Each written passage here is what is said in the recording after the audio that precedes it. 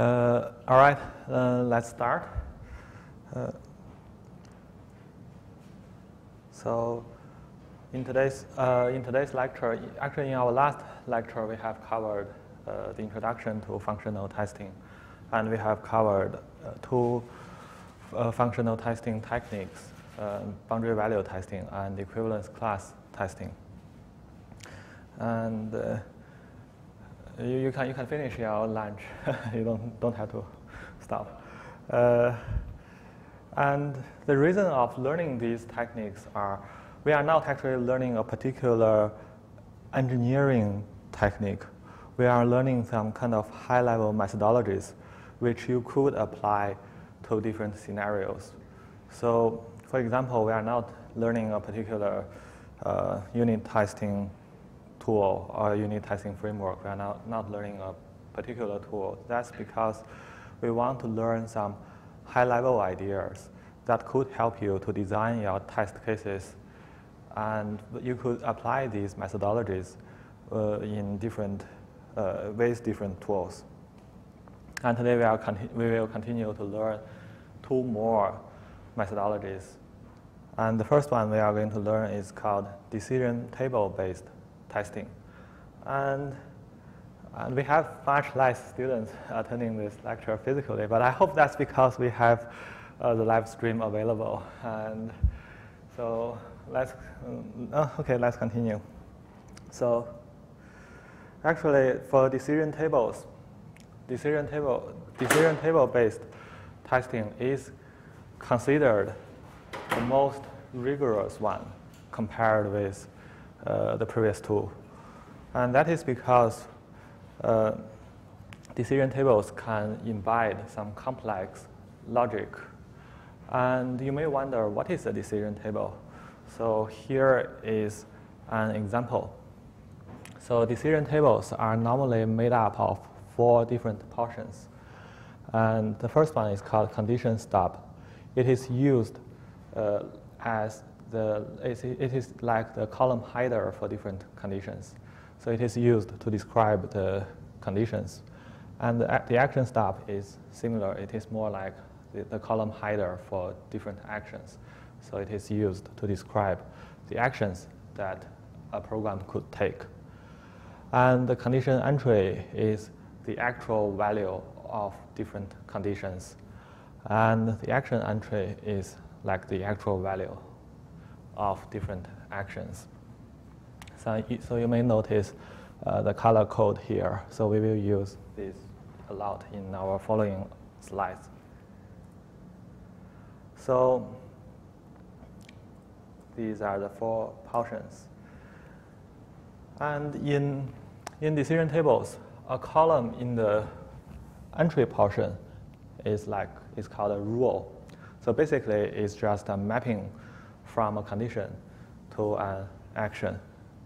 And rules are very useful because they are directly mapped. They could be directly mapped into test cases. So this is an example. This is an example decision table. You can see on the top left corner we have some condition stubs describing different conditions. On the bottom left corner we have the action stubs describing different actions. And we can see that in this table, different conditions could be either true or false. And those are stored as the condition entries. And we can also see some crosses for the actions. So these are the actions taken by the program whenever the condition is met. So in this table, all the conditions are either true or false. So this type of condition decision table is called limited entry decision table. And in some cases, we do allow the conditions to take several different values other than just true and false. So these decision tables are called extended entry decision tables. And you may notice here there are some rules mapped in one column. And that is because of the values of the hyphens, because of these. So each hyphen here in this decision table represents a don't care entry. It means that the value of that particular condition doesn't affect the actions of the program too much. So in this case, we put a hyphen there. And for limited entry decision table in this example here, each one of these hyphens will double the row count because the value of this could be either true or false, so it doubles the row count. So let's do a quick math. So for these limited entry decision tables, if we have n conditions, how many rows do we get in the end? Not columns, but rows. So each condition can be either true or false, and we assume we have n conditions. So how many conditions will we get?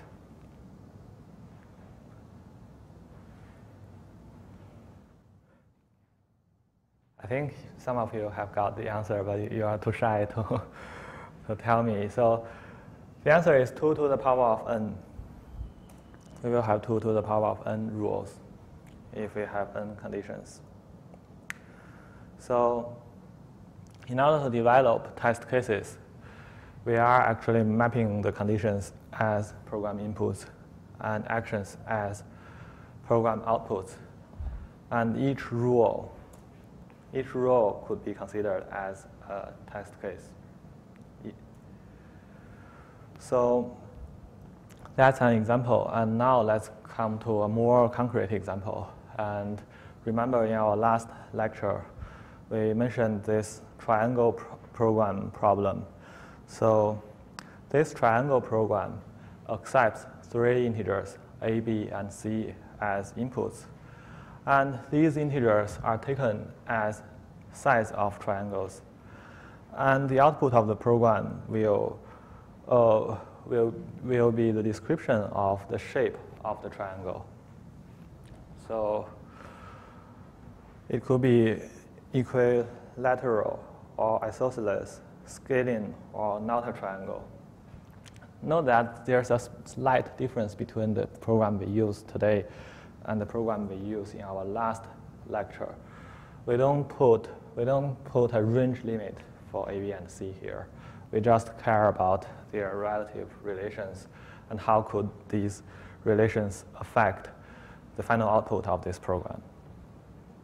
And as you can see, these triangles, the shape of these triangles or the output of this program are mostly affected by not by the range of these values, but by the relative relations between these values of A, B, and C. So in this example here, we care more about these relations. So in order to build up the decision table, let's try to build up different portions, portion by portion. So the easiest portion to build for this program is actually the action stubs. So can you imagine what are the actions to be put here? Remember in our last slide, we mentioned that actions could be mapped as program outputs. So the outputs are naturally the actions here. So we could have action 1, not a triangle. Action 2, scaling. Action 3, isosceles. Action 4, equilateral. And action 5, we do have a special one here that is called impossible. Because some combinations could be impossible in reality, some combinations of the conditions. And let's see what are the conditions we could have. So remember in our last lecture, for the triangle program, in order to make the three sides a valid triangle, the sum of either two sides must be larger than the third one.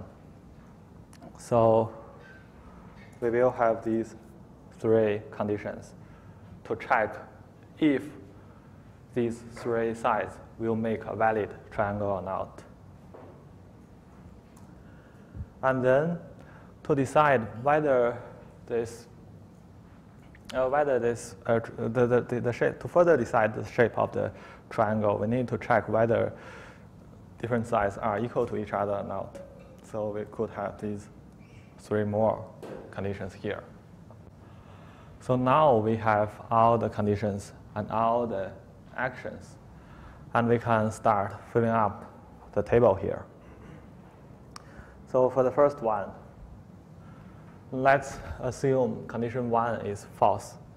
And we don't need to care about all the other conditions, because if condition 1 is false, it is not a triangle, right?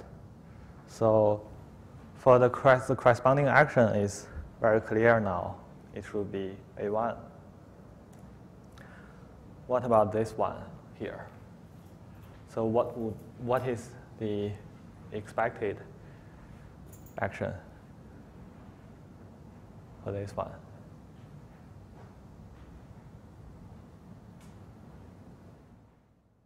Not a triangle as well. And for the third one, it's also not a triangle, because if any one of these C1 to C3 is false, this will not make a valid triangle. What about this one? What is the expected action here? Equilateral, yes. This one should be equilateral. What about this one? Isosceles. And this one is also isosceles. Oh, sorry, what about this one? This one is actually an example of impossible. Should be an example of impossible. Why it is impossible? Because we have A equals to B. We have A equals to C. But B doesn't equal to C here. So this one is impossible in reality. So we should put it into the impossible action. So this one is also impossible, but this one is isosceles. This one should also be impossible. And this one should be isosceles. This one isosceles. And this one should be scaling. So these are this is the decision table we can build for this triangle program.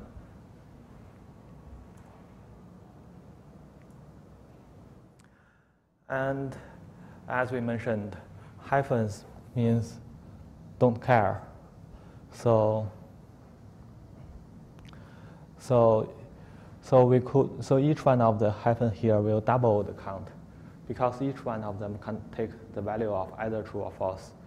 So it actually doubles the rule count. So if we try to count the number of rules represented by each column here, this one will give us 2 to the power of 5, 32. And this one will give us 16, and this one will give us 8. So how many test cases should we have given this decision table? So remember, we can get one test case for each column in this table, except for the stubs from the entries. We can, for each row, for each column, we can get one test case. So how many test cases should we have in total? Actually, the number is 11, because we have 11 columns here. And you don't have to count the columns one by one. So there's a faster way of counting this. So we have six rules, 6 conditions in total. So we must have 2 to the power of 6 rows in total. And this column has 32 rows. So 64 minus 32 is 32. And 32 minus 16 is 16. 16 minus 8 is 8. So there are 8 ones here. So we have 8 ones and plus 3 rows. So we have 11 columns in the end. And with the decision table, we can actually build this table of test cases according to the conditions. So do note that there are some impossible test cases that are never to be built in reality. So we can't build these test cases. And now let's come to a second example, which is the next date program we used in our last lecture. And the next date is a function of 3 variables, month, date, and year. So it returns the date of the next day of the input as output. And let's assume the year should be larger than 1900 and 2024 and smaller than 2024. So what conditions can we get here? What conditions can we get? In our last lecture, during the equivalence class testing, we assumed that these are the conditions for the months and day and year to take. But we also mentioned that these are not the conditions that could truly reflect the real-world constraints. Why? Because different months could have different numbers of days. And we do have leap years, where February has 29 days in that year. So these conditions could not reflect the real conditions, the real restrictions. So what we can have instead is something like this, which is much more complex. So we can have the month has 30 days. A month could have 31 days. And a month could be February, which is special. And for a day, the range of the day could be in between 1 and 28. It could also take 29 to 31. And for years, a year could be either a leap year or not a leap year. So this will cover all the different restrictions in real life. So what are the actions that we can get from the program? We can actually get 2 actions for now. Impossible and calculate next date. But later on, we will see that we can get more detailed actions.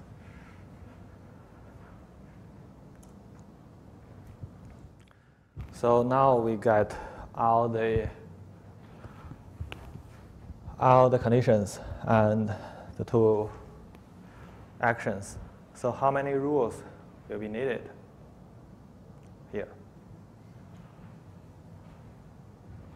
So how many rules do we need here?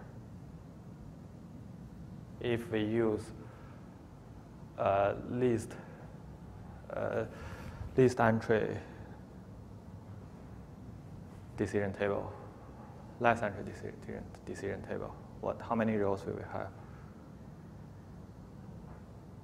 How many rows? we have 8 conditions here. So we have 2 to the power of 8 rules needed.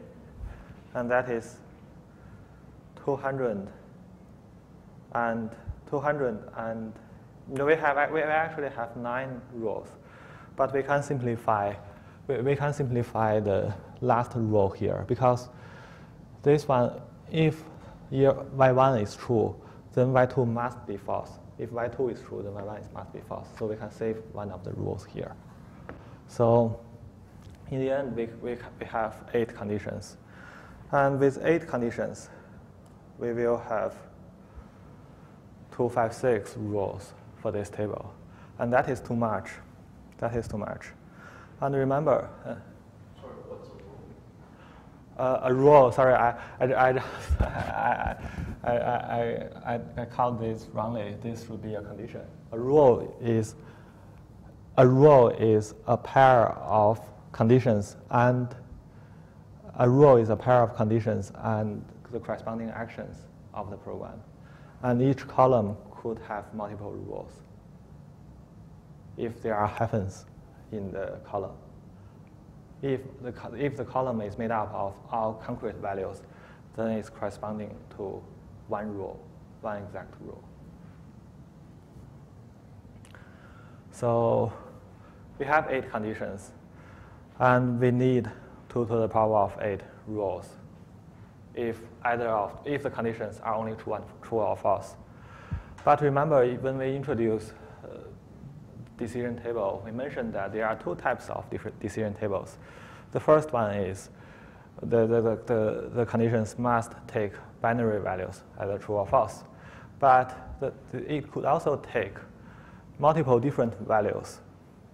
And those decision tables are called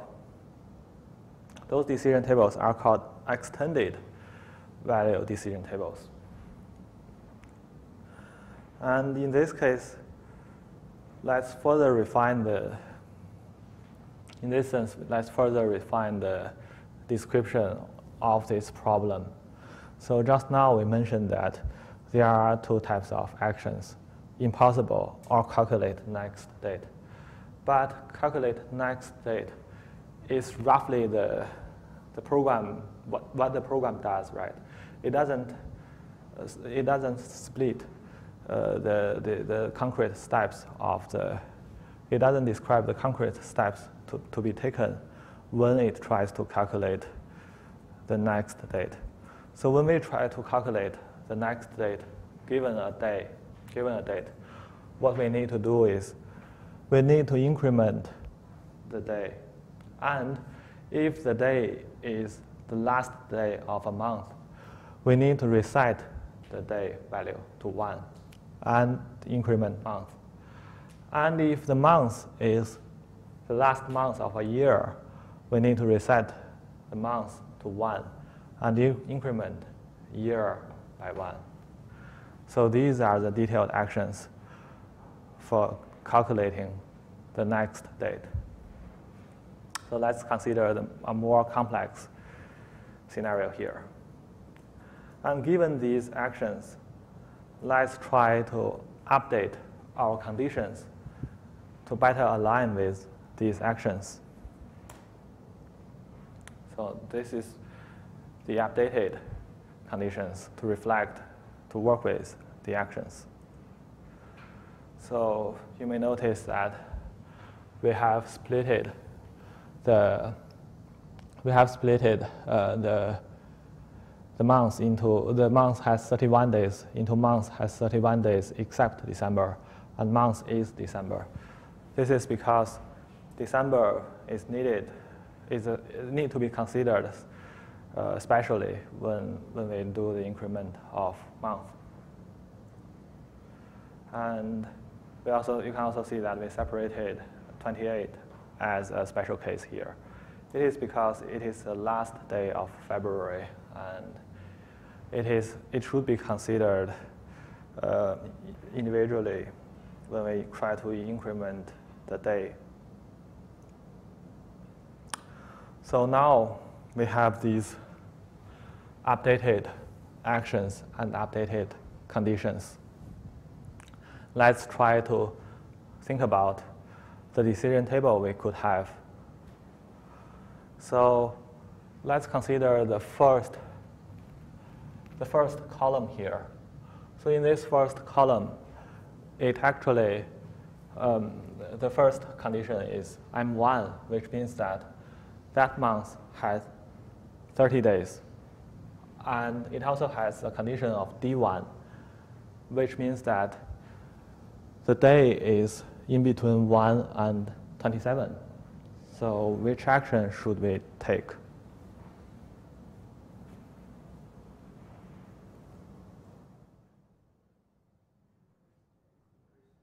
Yes, we just increment day or increase day. And this is actually the same for as far as we are having M1. This is also the same for D2 and D3. What about D4? When we have M1, what should we do for D4?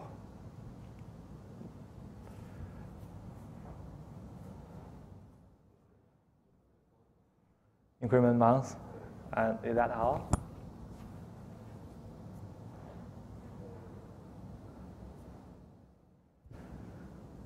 Increment months and recite day. Because if the day, if that month has 30 days, and the day is the 30th day, and if we increase the day by 1, and if we want to get the next date, we should reset the day to 1 and increment month. So we can take two actions here. What about the situation for M5, or for D5, M1 and D5? Impossible, yes. It should be impossible. So we will always need to consider this impossible action.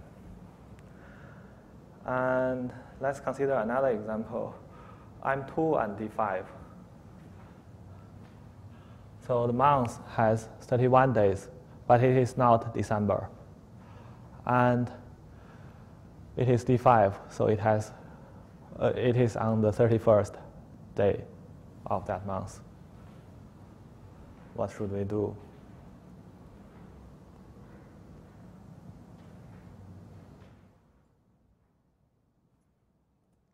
We should just reset day and increment month. But you may notice that all the year in are hyphens. All of them are hyphens. This is because we are not increasing the count of a year in all of these cases. This means that this table is not complete. We still have a second half of this table here. So in this table, in the second half of this table, we will need to consider all the rest combinations of different conditions. And let's try to have a look at this column here. So in this column, the conditions are M3 and D5. So the month is December, and it is on the 31st day of December. So what are the actions to be taken here?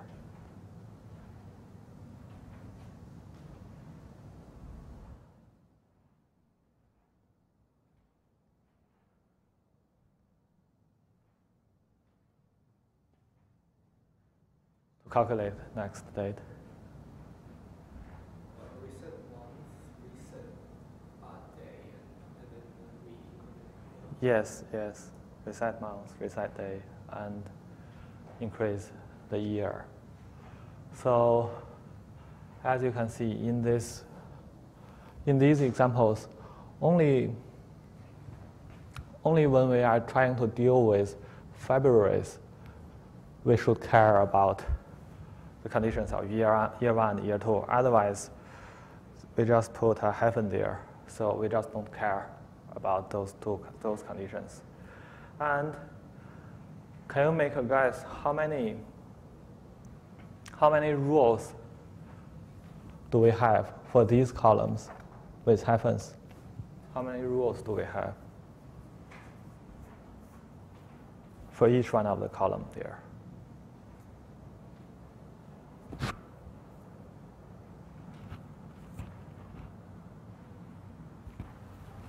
I think some of you have got the answer.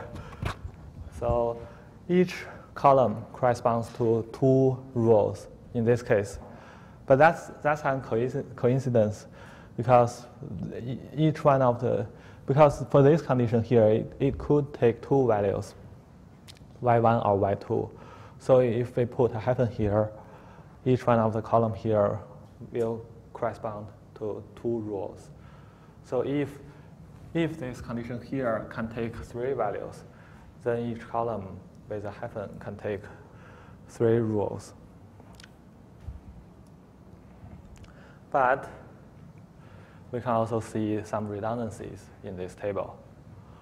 So as we can see here, when the condition is M3, which means that the month is December. December has 31 days. And for all the conditions of D1 until D4, they all take the same action. They all correspond to the same action. So this is kind of redundant because D1 and D2 are D1 and D3, D1, D2, and D3. They are all used to deal with the case of February. They are not related to December.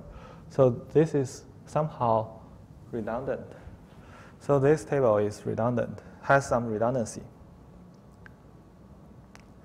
So what we can do is we can further reduce this decision table into this form. So we can, because in this table, this is an extended value decision table. So each one of the entry can take multiple values, and we can further merge the table cells according to the actions taken by the particular row. So as you can see here, we can merge some of the cells. And that's all about decision table-based testing. And now let's learn a technique related to this type of testing that is called cause-effect graphing. So cause-effect graphing is actually a technique from hardware testing. And it considers only the desired external behavior of the program. So because this is still a black box testing, so we don't know what's happening inside. So we only care about the desired external behaviors. And this is normally what we do with cause-effect graphs. So what we do is we try to identify the conditions and actions, and conditions correspond to causes, and actions are corresponds to effect. And then with the causes and effect, we develop a cause-effect graph. And then we transform the cause-effect graph into a decision table. And then we convert the decision tables into rules and test cases. So here are some notations for the cause-effect graphs. And since it is adopted from hardware testing, and hardware has logic gates, so you will see something like this. So you see this is, if we just connect cause and effect, is just showing the identity, and this sign here is used to denote not. And this is actually adopted from a math symbol it is used to represent OR. And this is also a math symbol, and that is AND. But this is just one notation. You may encounter different notation lookings. So you may also note, there are some, in some textbooks or in some materials, you may also see these type of notations, but they are essentially the same. You can see that we use the math symbol and we use the math symbol OR. We use this little tilde as not.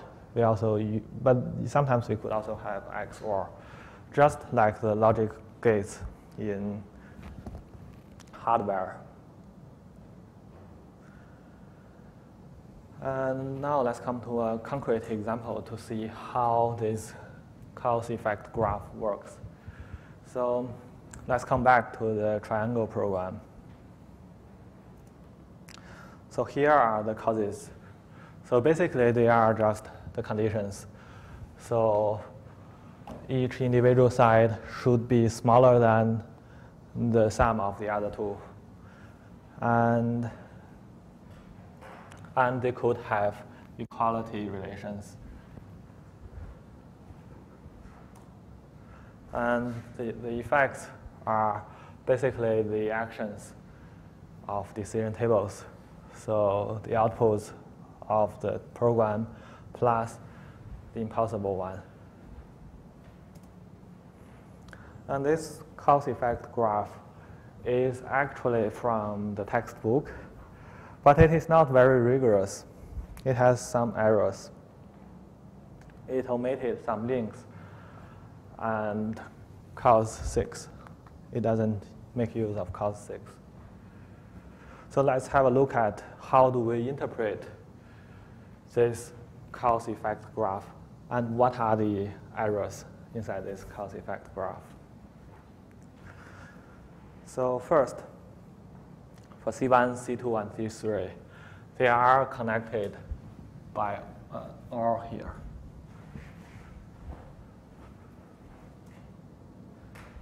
And this is a NOT. This is a NOT. It means that at least one of them is incorrect. So at least one of C1, C2, or C3 is incorrect, which means that it is not a triangle. So it corresponds to E1. What about this one here? We can see the connections to E2. So we have C1 and C2, C3 satisfied. We have C4 not satisfied. So what do we have? We are actually missing C6. C6 shouldn't be satisfied here in order for us to have E2 reached. So it must be a triangle, and X shouldn't be equal to Y, and Y shouldn't be equal to Z. So C6 is missing here. So we should have not C6 connected to E2, connected here to reach E2. So this is the first error of this cause effect graph. Let's have a look at this one here, these connections. So we have E3 as the effect, and we have C4 satisfied, C5 not satisfied. What is it, those squiggly lines on the line? Sorry? What does the squiggly line mean? Oh, it means not. Not, okay. Not. So means, so this one here means, so let's see this one. This one means C5 is not satisfied. So C5 is not satisfied means X is not equal to Z.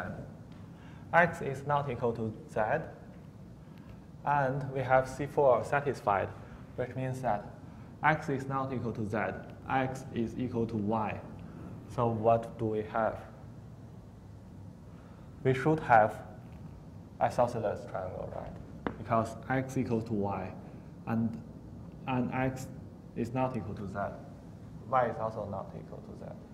So we should have this one. But this is not exactly correct. Why it is not exactly correct? Because we are missing the conditions to make sure that it is a triangle. So actually it misses a connection with the first three conditions. And let's have a look at this one here, this connection here. So C5 is satisfied. C5 is satisfied means x equals to z. And it is connected to an equilateral triangle here. So it means that we are missing some conditions here, actually. It should satisfy C4 as well. And in this case, we don't need to connect to C1, C2, and C3, because if everything is equal, then C1, C2, and C3 are automatically satisfied. So for this one here, we just need to connect C4 to this one and C5 to this one. So this is this one. And for the last cause-effect connection, we have C5 not satisfied. C5 not satisfied, and it ends up being impossible. So it means that we are missing some connections here. And the missed connection should be C4 is satisfied. So why this will give us so why will this lead us to an impossible case? So you can see C4 is satisfied, which means that x is equal to y, and C5 is not satisfied, which means that x is not equal to z. And we are also missing a connection with C6, so which means that y is equal to z, x is equal to y, but x is not equal to z. Then this leads to some contradictory result. So this one is impossible. So as you may notice, even the textbook make errors when trying to build up cause-effect graph. And when we describe how do we use cause-effect graph to build test cases, we still need to convert the cause-effect graph into decision tables. So why do we need this thing here? So it is so prone to error, and it is so complicated, but why do we need this one here? We have two reasons. The first one is it helps us to track the logical links between inputs and outputs. So we can see that, we can clearly see how these different inputs are connected to the outputs. And this actually helps with debugging once we have found some errors. And the second reason here is, remember in the decision table, sometimes we could have redundancies. And this, with the logical links, we can somehow use the logic relations to reduce the redundancies. For example, in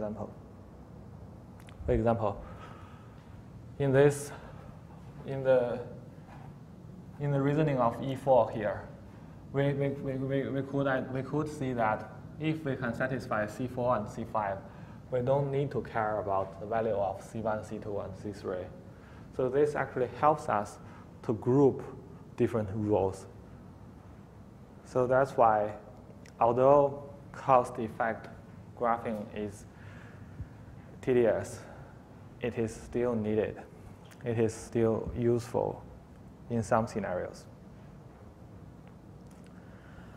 And let's have a 10 minutes break, and we will continue at 3 o'clock.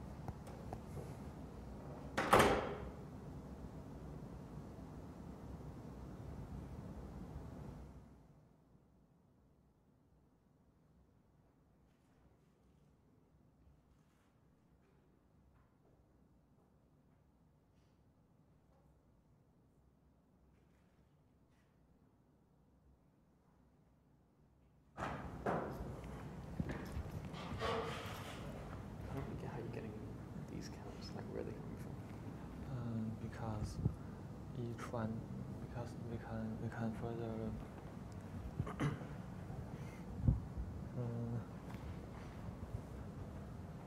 do they have a marker here? Oh, I think we have.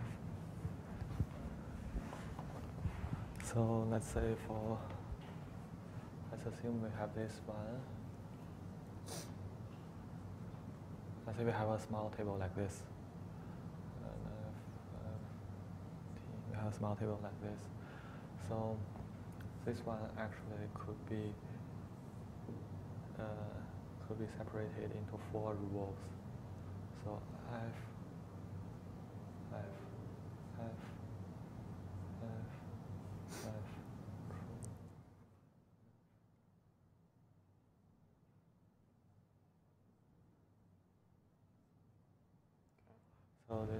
So because each one of the hyphen here you see could take 2 values, right? So the combination should be 2 times 2, that is 4. And in this case, we have 5 hyphens in the first column. So that's 2 to the power of 5, and that is 32. So for this one, what's the 2 values just true or false? True or false, yes. So what's the point of counting the row? Like what is it? The point of counting the row is to actually quickly calculate how many test cases we need to get. Because we know the total number of rows, right? 2 to the power of n. So we can quickly calculate if we know how many rows each column corresponds to. Okay. But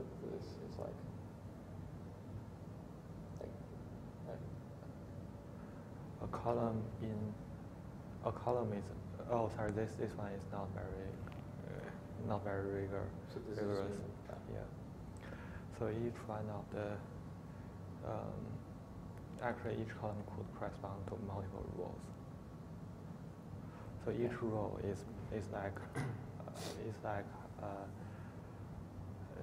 a particular set of actions, and the corresponding condition needs to reach the action.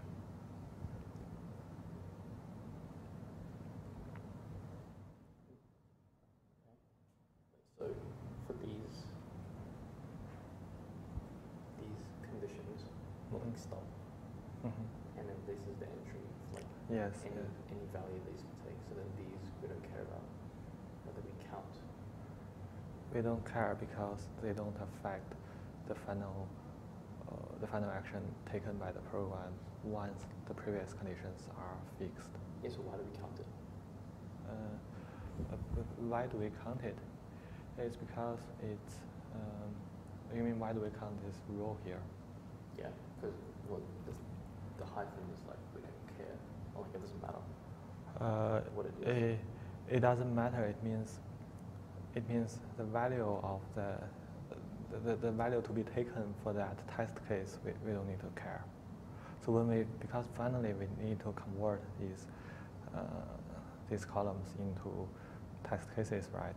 Yeah. So when we convert the columns into test cases, we need to consider the conditions when we build up the test cases, right? Mm-hmm. So for example, if you go to this slide, you see here when we try to build up the first one, we need to consider the first condition. But then since these are hyphens, then we don't need to consider these conditions when we try to build the test case. Yeah.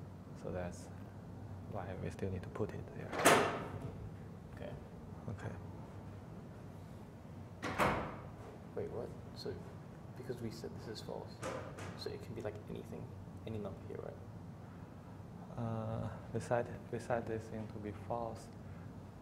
So yeah, it could be, we could take any value here because we don't have restrictions on the ranges of A, B, and C. Yep. So as far as A is larger than or equal to B plus C, then we can use that as a test case. So what does the 32 mean? 32 means that there are 32 different cases here. It could be because it could be 4, 1, 2. It could be 4, maybe smaller than. Because there are some impossible ones here. Yeah. So it could be different cases. So maybe A equals to B, right? It could be or B equals to C. Maybe we could have 4, 1, 1 is also valid, but they are different because the relation between B and C are different from 4 and 2. So those are all merged into one column here because we don't need to consider the relation of B and C once we know that 4 is larger than 1 plus 2. Okay. So that's the reason here. So after we count the rule for each one, what do we do after that? You said How do we count the rule? So how many test cases could we get? Yeah, so we can quickly calculate because we know that there are 64 in total, and 64 minus, we don't count the columns one by one. We can quickly calculate it. 64 minus 32 is 32. How do we know it's 64 in total? Because we have 6 rules here, right? And each rule could be either true or false. And if we do a combination, we do a permutation of all the different conditions, we will get 2 to the power of 6, and that is 64. But so that's not. That's the total number of rules. Yeah. Rule count. Yeah. But that's not the total number of cases. Not the total number of test cases, because some of them are merged into one column. So just we take that total and we minus these rules. Yeah, and we can quickly know how many ones do we have. Instead of just doing 1, 2, 3, 4. Instead of counting one by one, you can quickly calculate this. I see. Yeah. I will make clarification about the definition of rules. Yeah, I think it's kind of confusing.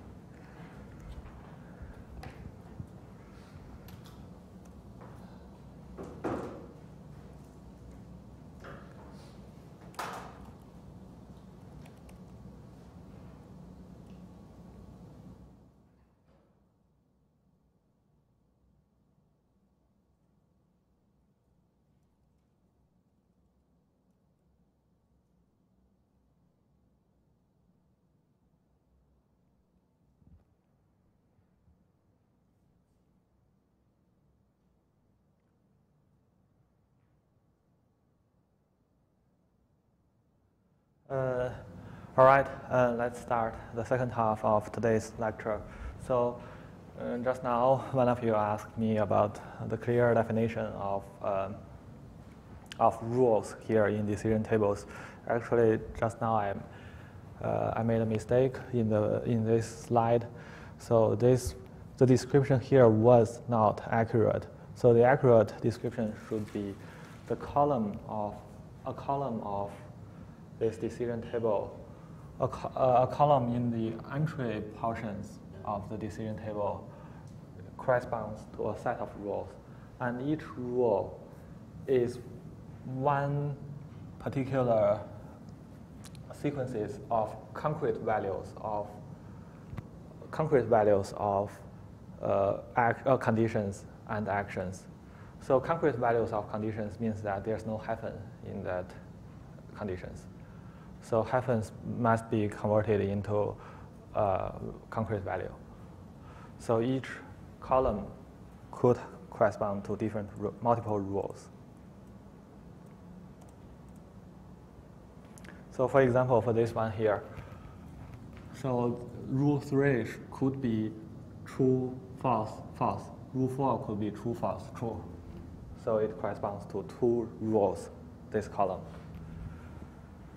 And I hope this will make things clear for you. And let's continue our lecture.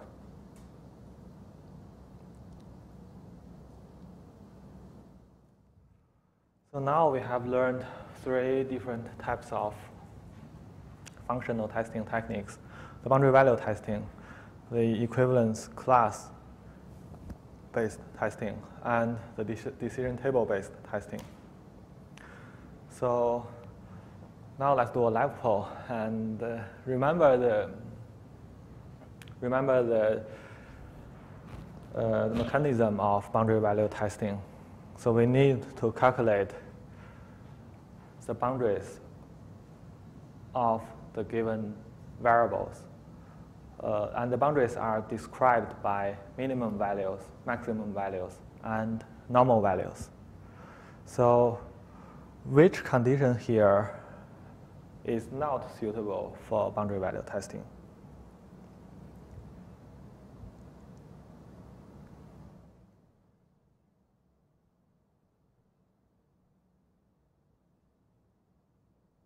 So which condition here is not suitable for boundary value testing?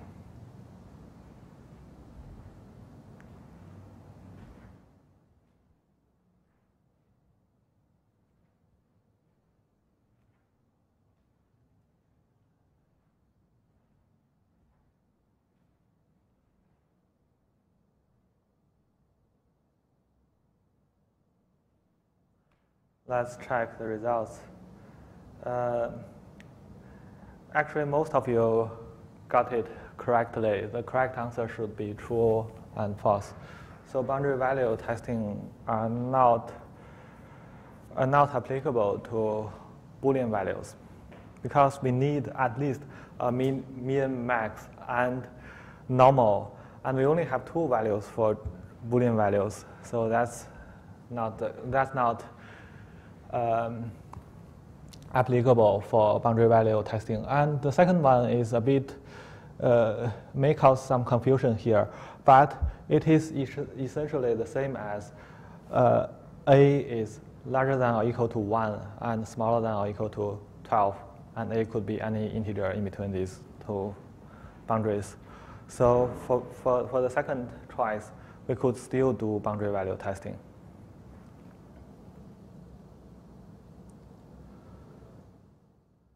So as you can see, boundary value testing does have some limitations. So just now, with the lag pool, we have seen that it has difficulties dealing with Boolean or some logical variables.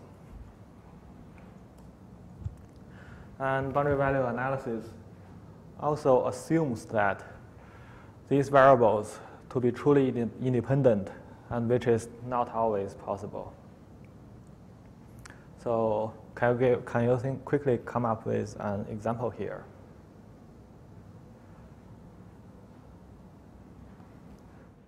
Actually, we have learned it with one of our previous examples.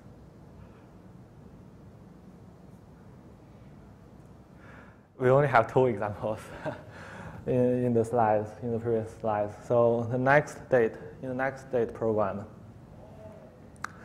the number of days depends on the month, and it also depends on the year, whether it's a leap year or not.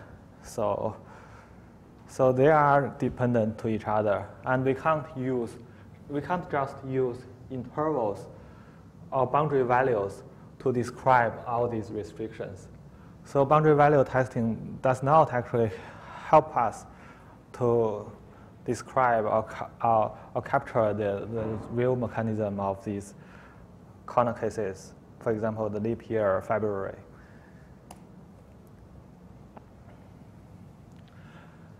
And boundary value, because for boundary value testing, we only consider those corner cases, those values at the boundary.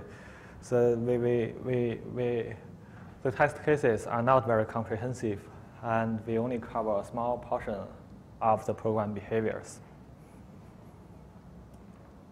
So those are the limitations.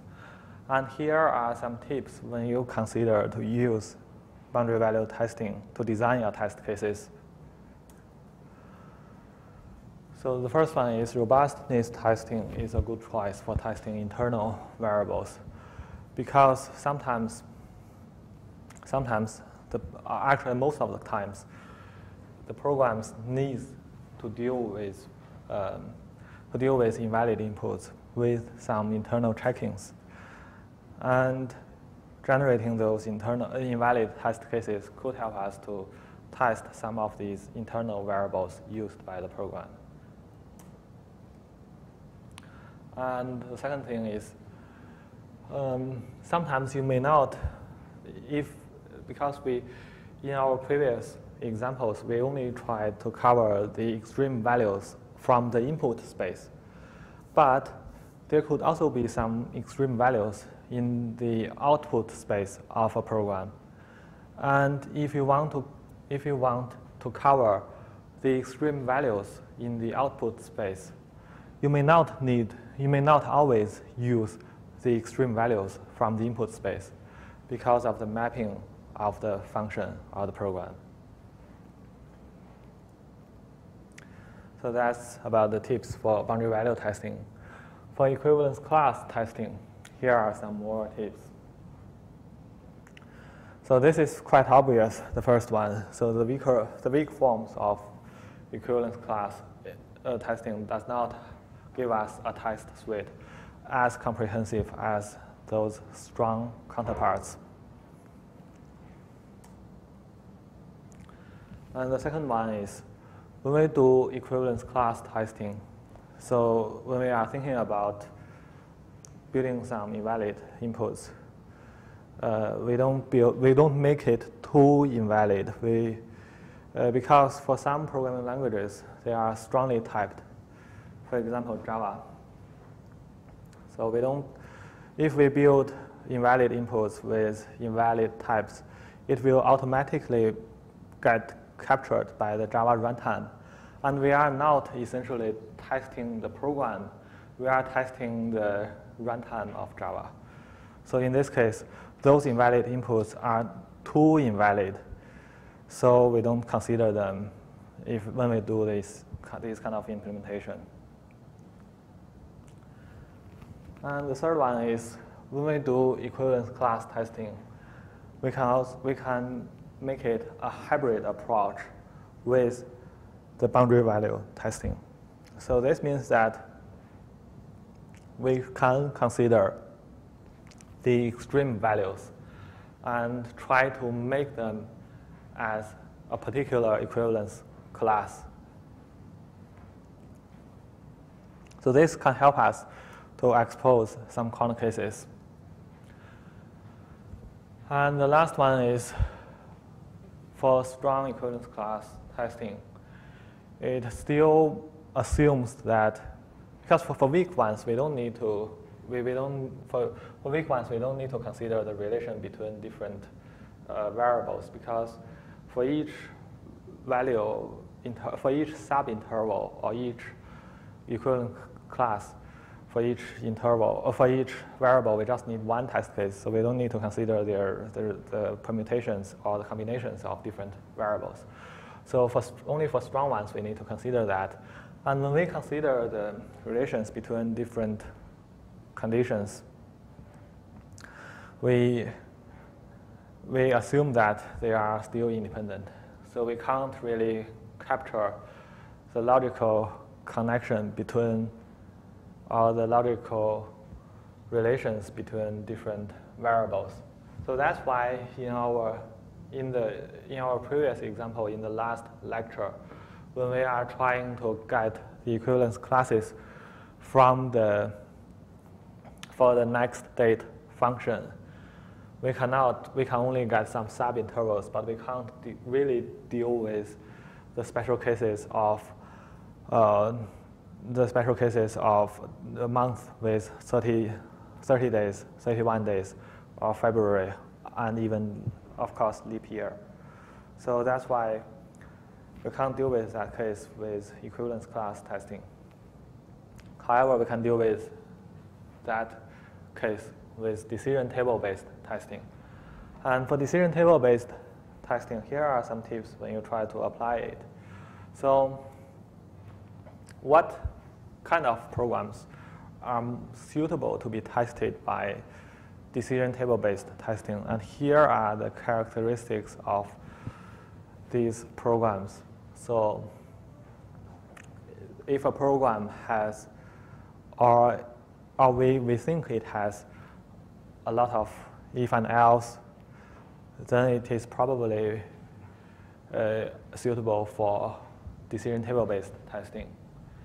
And if we can observe strong logical connections or cause-effect mappings between input and outputs, then we can try to apply decision table-based testing. And of course, this is if the program is considered to have high cyclomatic complexity, then it is also considered as suitable for equivalence class testing. But don't worry about this term here, cyclomatic complexity. What is that? We will learn that in week 7. So we will learn different types of metrics for measuring program complexities in week 7. So that is essentially cyclomatic complexity is related to the number of if and else. However, decision tables do have their own limitations. So the first one is decision table has scalability issues. So what we have just seen is that we could end up having 2 to the power of n rows. And even if we try to merge, we try to reduce the test cases, we still need to deal with a large table sometimes.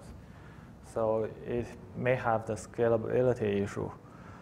And the second one is an observation here. So from the previous example of the next day function, we can see that we can try to refine our definition of actions to consider more details from the program.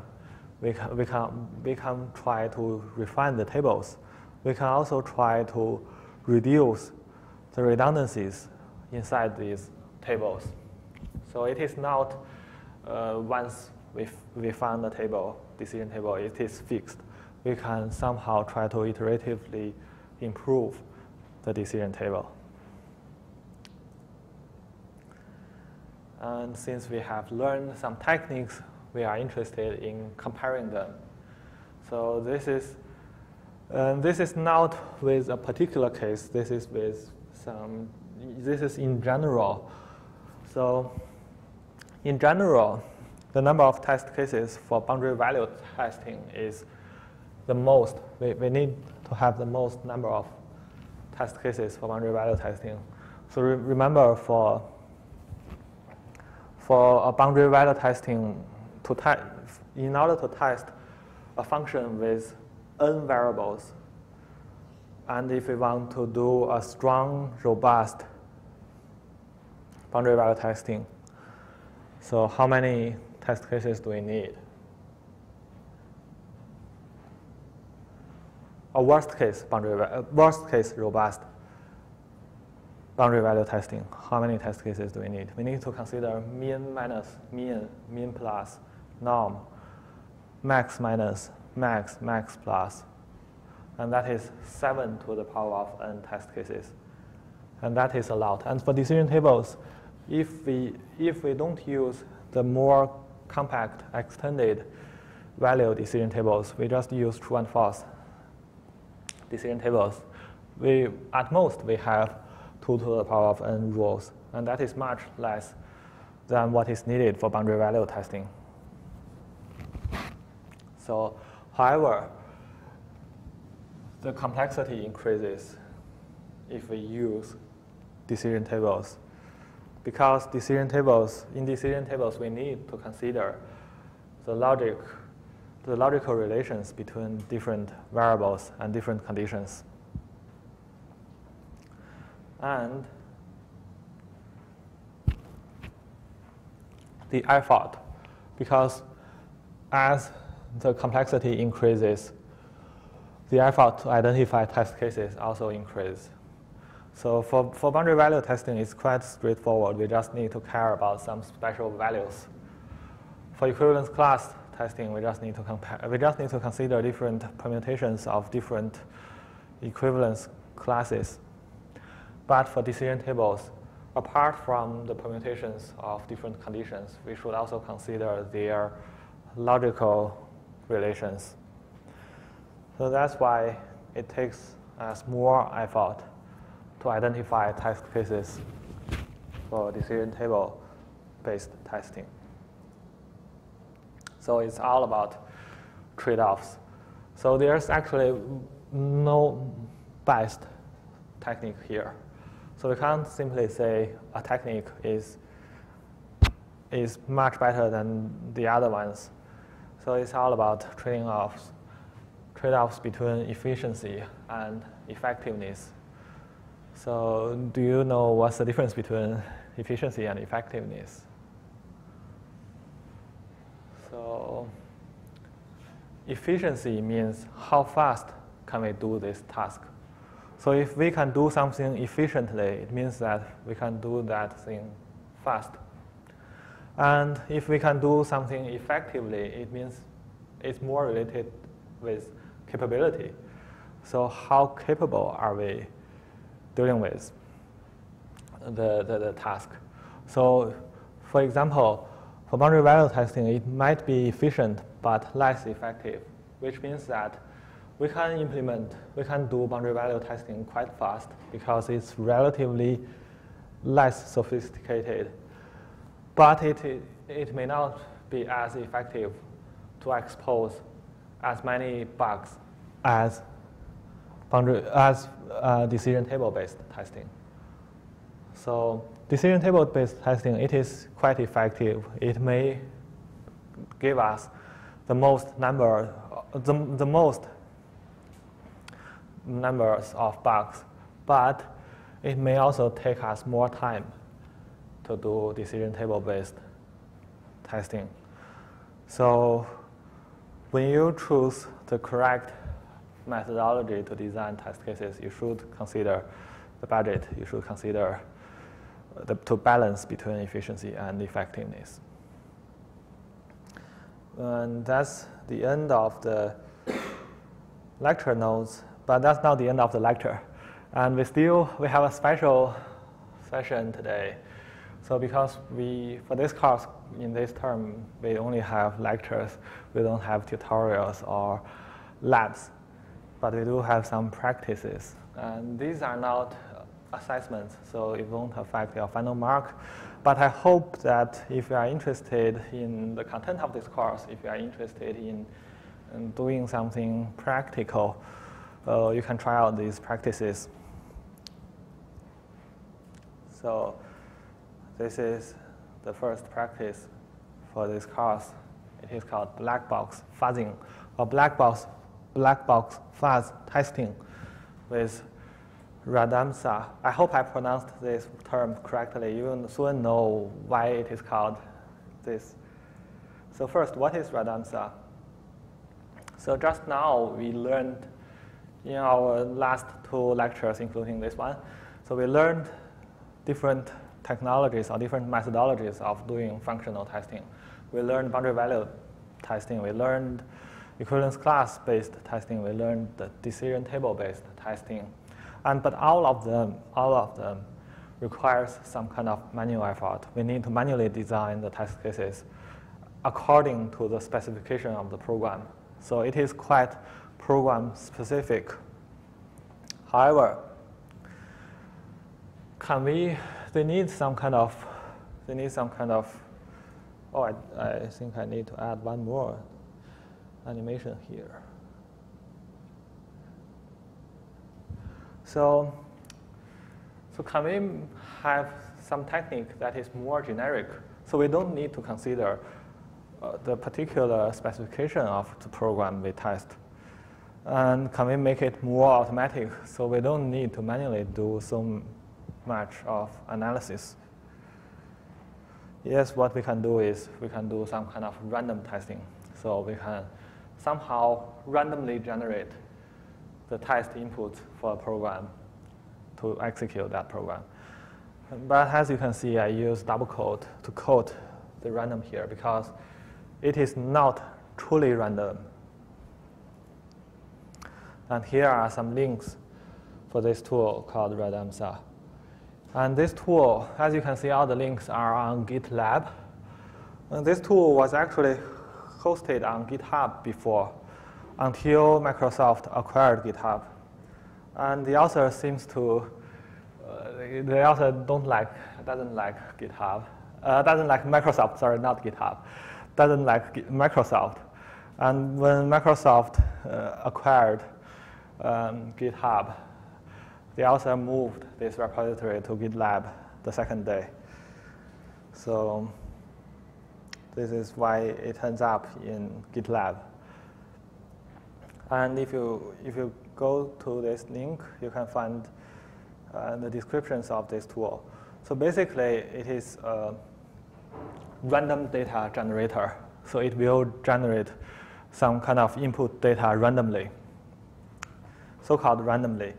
And here are some interesting points for you to take note of. So first, you can see on this page, on the README of this tool, you can find out what are the requirements, how to really build this tool, how to use it, the commands to use it. And you can also find this kind of trophy here. This tool is still actively maintained. As you can see, the last update is 6 months ago, so it is still kind of actively maintained.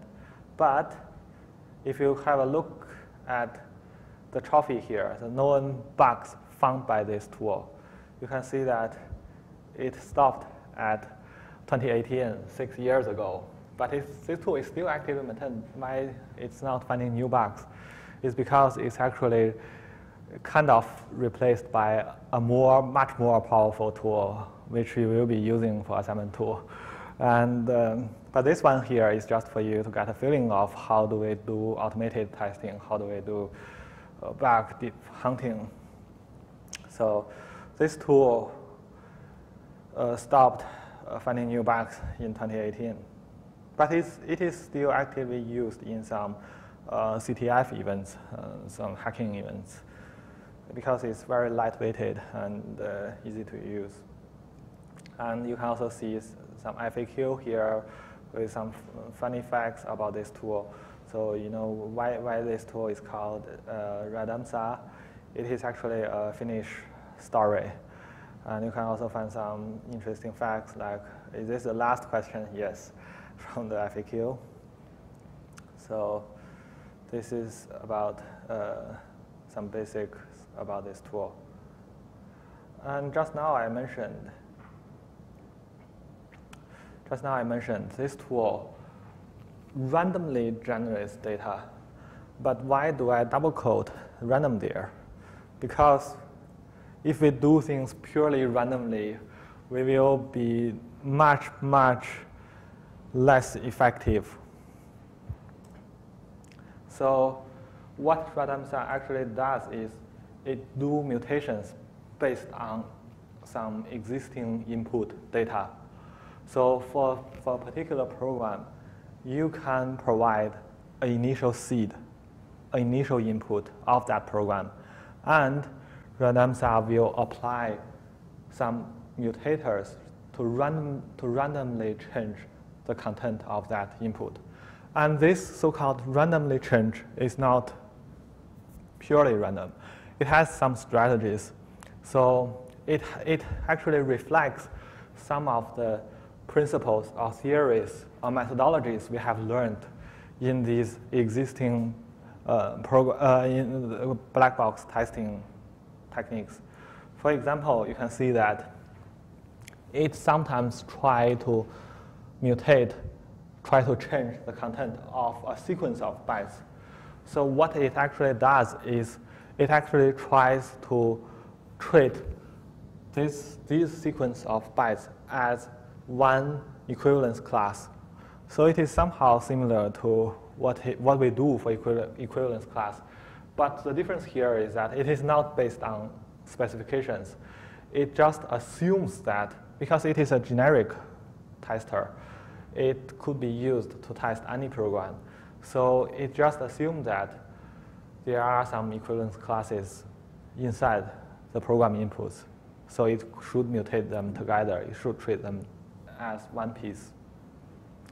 And you may also notice that it will insert some funny Unicode. And this is actually somehow related to boundary value testing. It actually tries to insert or to generate some test inputs to test some extreme values. But how does these? But since we don't have specifications for these programs, we don't know which program are we testing. So how do we get these extreme values? So do you have any idea of how do we get extreme values for generic programs?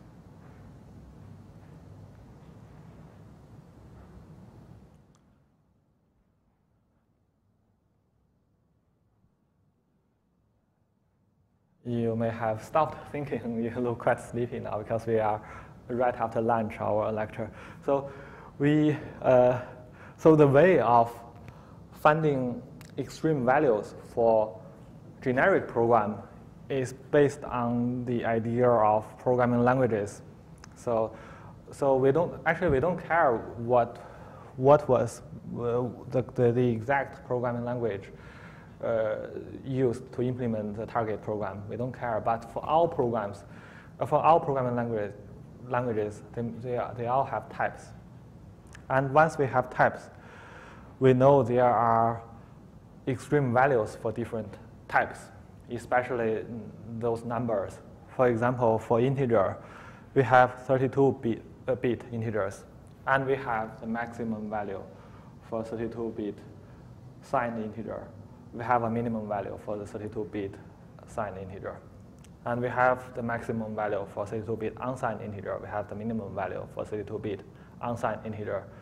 So that's why we can try to guess the extreme values for those generic programs, even if we don't have their specifications, because they are somehow implemented in some kind of programming language, right?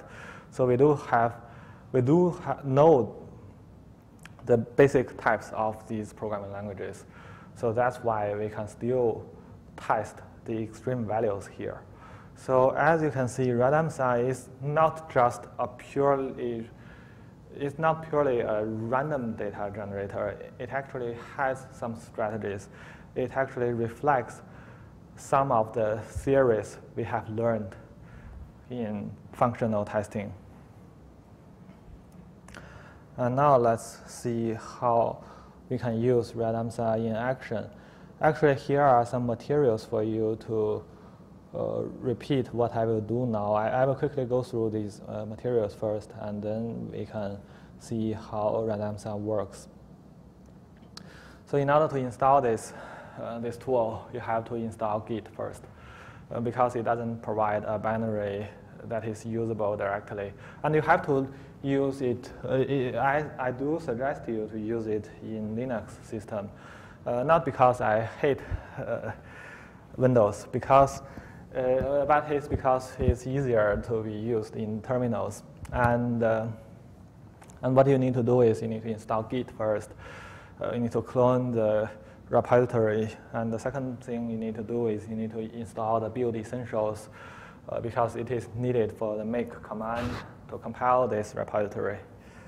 And then you can just follow the README of RADAMSA to do the rest. And once you have installed RADAMSA, you can start to use it as a command.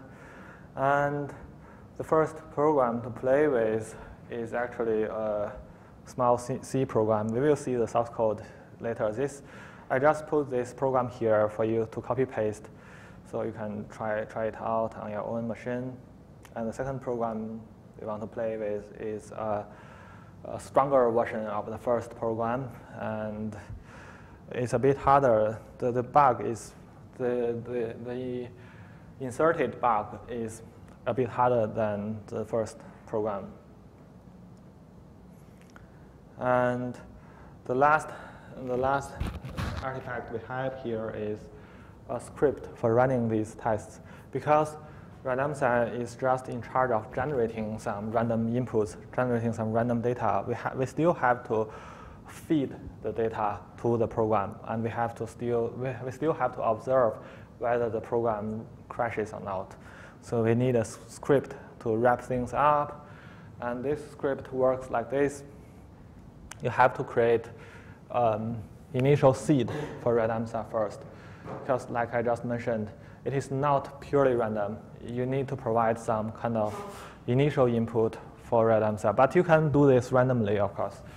So you need to provide the initial input, and once you have done that, you can run this script, and the first parameter accepted by this script is the path to the program you want to test. And the second one is how many times do you want to test that specific program. And let's see how it works in action. And before we really run RADAMSA, let's see what do we have for this program here. So this is the program we would like to test.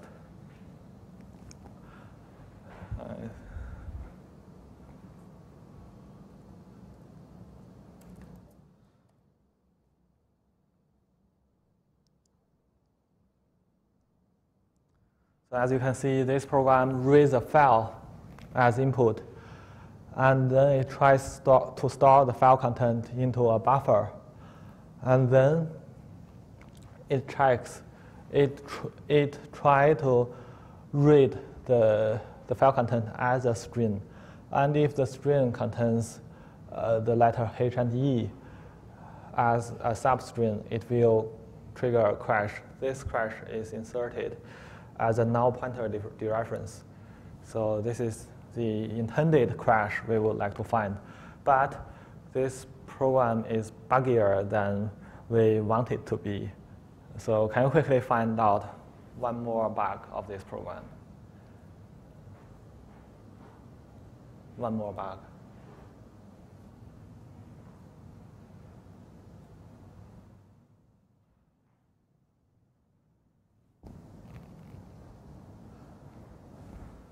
Do you need line numbers?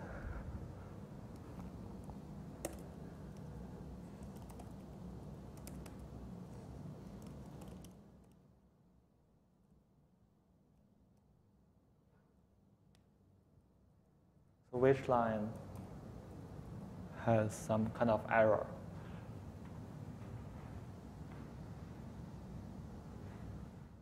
Other than this one here.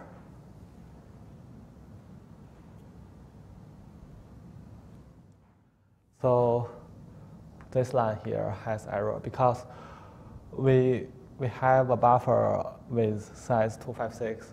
What if the file is larger than 256? So it may have buffer overflow problem if we don't do sanity check of the file size. So it is buggier than what we want it to be. And let's try out the intended bug. We can see that the program will crash. So the program reads any file as input, and if the file has a substring of H and E, it will crash. So you see, this program crashes because of HE. And the return value is 139. It is a segmentation fault. So this program works as intended. And let's try to test the program. And before we test the program, we need to generate an input file.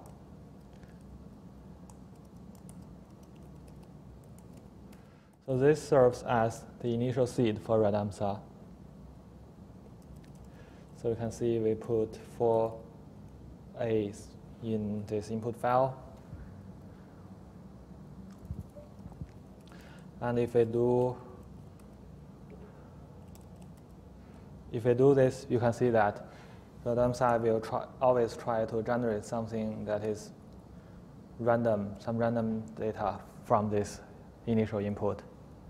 So this is roughly how it works. You can see this. So this is how Radamsa works for each single step. And now let's use the script to run it for 5,000 times and see what will we get in the end. It may take some time to execute 5,000 times, but it is quite fast.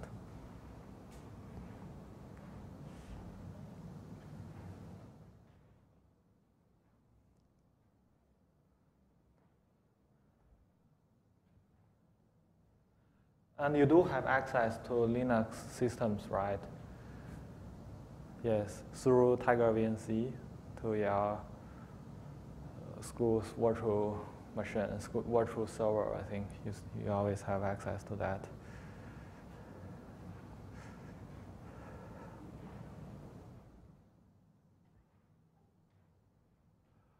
So you can see the error is logged in this log file. So you can see that we have found some failures. The first one is actually not the null pointer we want to detect. The program output is a large amount of random data. So this is actually caused by the buffer overflow.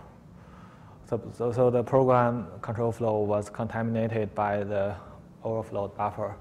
So it prints out some random data. Let's see, do we have any more failures? We don't have. Okay. So actually you can see that with 5,000 runs, we can't even find the error. So all the generated data by Radamsa doesn't give us the letter H and E to trigger the desired crash, the desired null pointer dereference. So what we can do is we can try to change the initial seed to give it a little bit hint, to make it closer to the crash. HE is not actually not a pronoun to be used here. It is part of hello, and the second program will check if hello is inside is the substring of the program. So you don't need to worry about those things. And let's try to see if for the first program we can have HE generated if we have a better seed. Let's run this 5,000 times again. You can try out with different programs you would like to test. You can try to play with, you can try to insert some custom bugs. You can try out anything you like, actually. But this is just to warm you up for the following up assignment 2.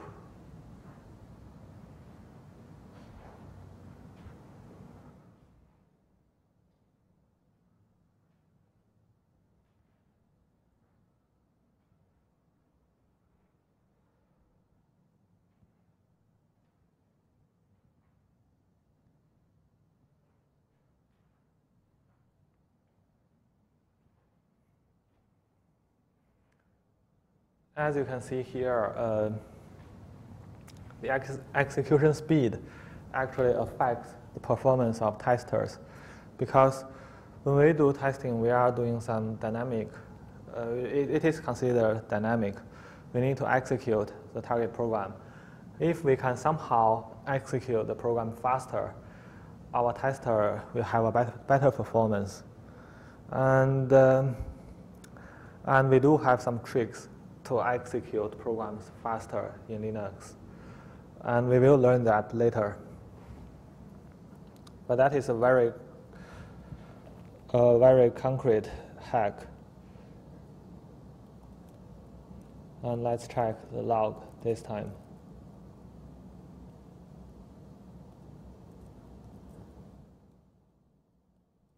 So you can see that we found different types of failures, but we still don't really have the desired null pointer dereference, but we have much more failures this time. So you can see the initial seed does affect the performance of random testing a lot. So if the initial seed is somehow closer to the desired output, to the desired test case, then it's much easier for the random tester to generate or to find bugs. So that's all about this quick demo. And what you can do with this practice or these materials is that you can, because just now you can see in the log file, we have found some crashes, we have found some failures, and because we don't want to use up our disk, so we delete the test case every time we executed a test in the script. So you can comment out this line in the script to keep the test cases, so you can play with the test cases and do some debugging and see what's happening there, what really triggers the crash. So that's what you can do. What you can also do is you can try to create some other buggy programs other than the tool I provided to play with randomsa and see how it works and why it doesn't work in some cases, why it doesn't work. And of course, you can do whatever you would like to do with randomsa. And that's all for today's lecture, and thank you for coming.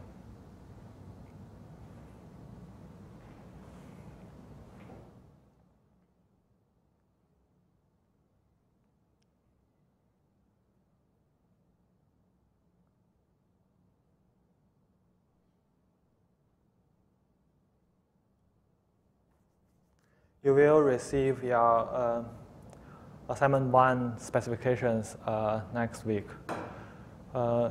This practice is not related to any assignments, but it's like a warm-up for you to get familiar with things like Linux, like how to compile C programs, how to run some kind of scripts or some simple testing.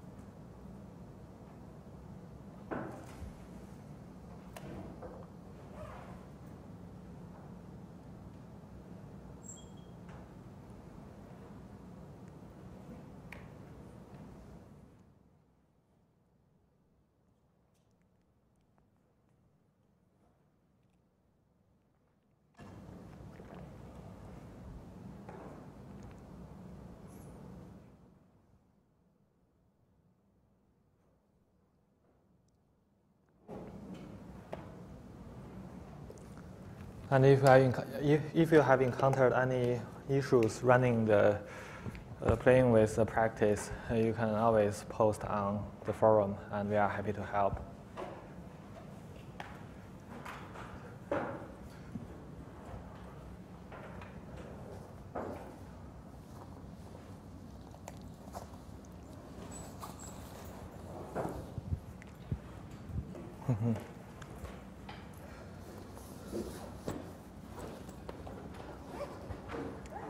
Thank you.